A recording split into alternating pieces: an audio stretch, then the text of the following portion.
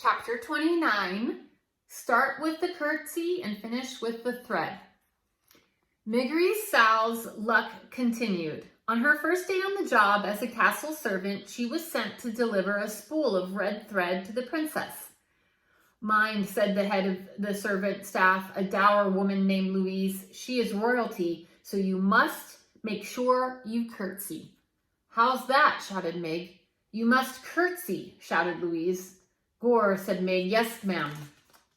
She took the spool of thread from Louise and made her way up the golden stairs to the princess's room, talking to herself as she went.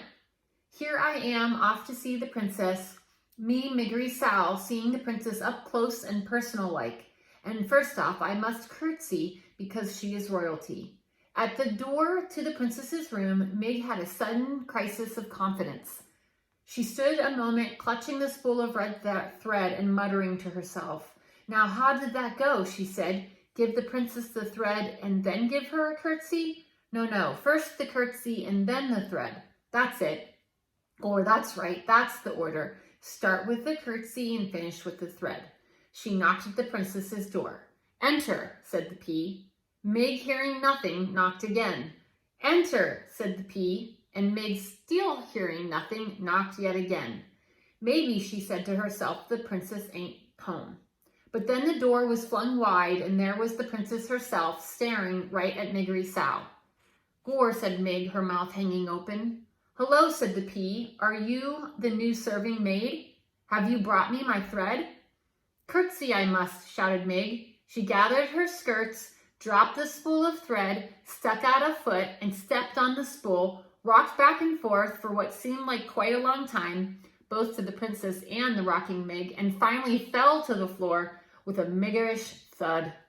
Whoopsie, said Miggery Sal. The pea could not help it. She laughed. That's all right, she said to Meg, shaking her head. It's the spirit of the thing that counts. How's that? Shouted Meg. It's the spirit of the thing that counts, shouted Pea. Thank you, miss, said Meg. She slowly got to her feet. She looked at the princess, and she looked down at the floor. First the curtsy, and then the thread, Meg muttered. Pardon, said the pea. Gore, said Meg, the thread. She dropped to her hands and knees to locate the spool of thread. When she found it, she stood back up and offered it to the pea. I brought you your thread, didn't I? Lovely, said the princess as she took the thread from Meg. Thank you so much. I cannot seem to hold on to a spool of red thread. Everyone I have disappears somehow. Who else has red thread? Is it the mice? Do the mice take all the red spools of thread? Maybe. Are you making a thing? asked Meg, squinting at the cloth in Pea's hand. I am making a history of the world, my world, said the pea, in tapestry. See? Here is my father, the king, and he is playing the guitar because that is something he loves to do quite well. And here is my mother, the queen. She's eating soup because she loves soup. Soup? Gore, that's against the law. Yes, said the princess. My father outlawed it because my mother died while she was eating it. Your ma's dead? Yes, said the pea. She died just last month. She bit her bottom lip and it stopped it to stop it from trembling. Ain't that a thing, said Meg. My ma's dead too. How old were you when she died? Bold was I? Said Meg, taking a step back away from the princess. I'm sorry then. No. How old? How old were you? Shouted the pea. Not but 6, said Meg. I'm sorry, said the princess. She gave Meg a quick, deep look of sympathy. How old are you now? 12 years. So am I, said the princess. We're the same age. What is your name? She shouted.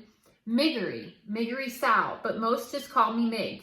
I saw you once before, princess. You passed me by on a little white horse. On my birthday it was, and I was in the field with uncle's sheep, and it was sunset time. Did I wave at you? Asked the princess. Huh? Did I wave? Shouted the pea. Yes, nodded Meg. But you didn't wave back, said the princess. I did, said Meg, only you didn't see. Someday I will sit on a little white horse and wear a crown and wave. Someday, said Meg, and she put a hand up to touch her left ear. I will be a princess too. Really, said the pea, and she gave Meg another quick, deep look, but said nothing else. When Meg finally made her way back down the golden stairs, Louise was waiting for her. "How long," she roared, "did it take you to deliver a spool of thread to the princess?"